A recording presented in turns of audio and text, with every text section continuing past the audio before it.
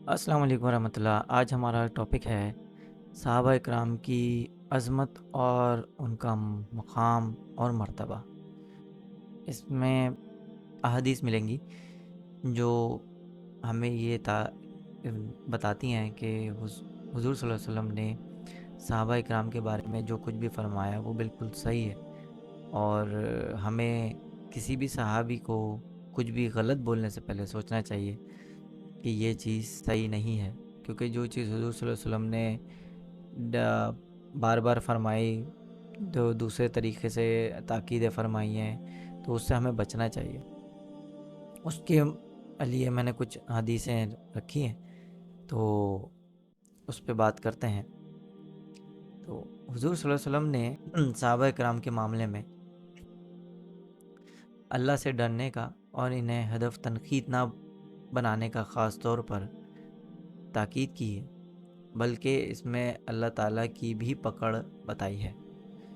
امام ترمذی نے حضرت سیدنا عبداللہ بن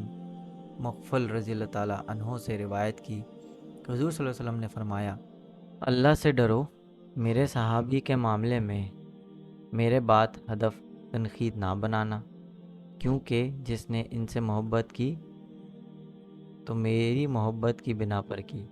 اور جس نے ان سے عداوت رکھی تو مجھ سے عداوت کی بنا پر ان سے عداوت رکھی، اور جس نے ان کو ایزا دی اس نے مجھے ایزا دی، اور جس نے مجھے ایزا دی اس نے اللہ تعالیٰ کو ایزا دی،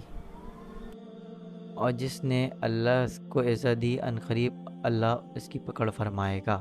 ایک اور حدیث میں ارشاد فرمایا جو کہ صحیح بخاری صحیح مسلم میں ہے کہ میرے کسی صحابی کو گالی مت دو، برا مت کہو، کیونکہ اگر تم احد پہاڑ برابر بھی سونا خیرات کر ڈالو تب بھی تمہارا ثواب میرے کسی صحابی کے ایک مد یا اس کے آدھے تک بھی نہیں پہنچ سکے گا۔ جو اس میں ٹرم یوز کی گئی ہے مد، مد کا مطلب ہوتا ہے پرانے زمانے میں ایک پیمانہ ہوتا تھا جو کہ موجودہ زمانے کے رائج پیمانوں کے مطابق ایک معتاد اندازے کے حساب سے اس کا وزن تقریباً 840 گرام کے برابر ہے۔ ایک اور حدیث میں ارشاد فرمایا جو ابن ماجہ میں ہے، حضرت سیدنا عبداللہ بن عمر رضی اللہ تعالیٰ عنہ فرماتے ہیں کہ محمد صلی اللہ علیہ وسلم کے صحابہ کو برا مت کہو، کیونکہ ان کے اعمال کا ایک لمحہ تمہارے عمر بھر کے اعمال سے بہتر ہے۔ ایک اور حدیث ہے صحیح بخاری میں، حضرت سیدنا انس بن مالک رضی اللہ تعالیٰ عنہ سے روایت ہے کہ رسول اللہ صلی اللہ علیہ وسلم نے انصار صحابہ کے اکرام کے بارے میں ارشاد فرمایا، ان کے نیک لوگوں کی نیکیوں اور خوبیوں کا اعتراف کرو اور ان کی لغزشوں سے صرف نظر کرو۔ ایک اور حدیث میں حضور صلی اللہ علیہ وسلم نے ارشاد فرمایا، اللہ تعالیٰ نے مجھے منتخب فرمایا اور میرے لیے میرے اصحاب کا انتخاب فرمایا، اور ان میں میرے لیے مزرع، سسرالی، رشتہ دار اور مددگار بنائے، تو جو انہیں گالی دے، برا کہے، اس پر اللہ تعالیٰ، فرشتوں اور تمام لوگوں کی لعنت ہے۔ اللہ تعالیٰ اس سے نہ کوئی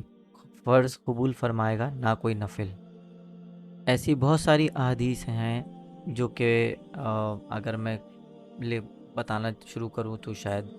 بہت سارا ٹائم لگ جائے، 4-5 گھنٹے بھی لگ جائیں تو وہ بھی کم پڑیں گے۔ ان 4-5 احادیث سے ہمیں یہ میسج ملتا ہے کہ کسی بھی صحابہ کو ہمارے پاس اختیار نہیں ہے کہ ہم برا بولیں۔